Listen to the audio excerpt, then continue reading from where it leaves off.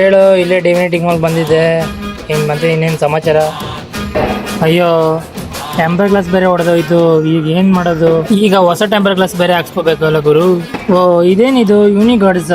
Unique ಆಗಿ ಇದೆಯಲ್ಲ, ಒಂದ್ಸಲ ಕೇಳಿ ನೋಡೋಣ. ಈ ಫೋನ್ ಟೆಂಪರ್ ಗ್ಲಾಸ್ ರಿಮೂವ್ ಮಾಡಿ 360 ಪ್ರೊಟೆಕ್ಷನ್ ಕೊಡ್ತೀರಾ? ಹೌದು ಸರ್, ನಿಮ್ಗೆ ಟೆಂಪರ್ ಗ್ಲಾಸ್ ರಿಮೂವ್ ಮಾಡಿ ನಮ್ ಮೆಟೀರಿಯಲ್ ಹಾಕೊಡ್ತೀವಿ. ನಿಮ್ಗೆ ನಮ್ ಮೆಟೀರಿಯಲ್ ಹಾಕೋದ್ರಿಂದ ಈ ತರ ಎಲ್ಲ ಬ್ರೇಕ್ ಆಗೋ ಚಾನ್ಸಸ್ ಇರಲ್ಲ. ಲೈಕ್ ನೋಡಿ, ಇದು ನಮ್ ಮೆಟೀರಿಯಲ್ ಹಾಕಿರೋದು ಫೋನು.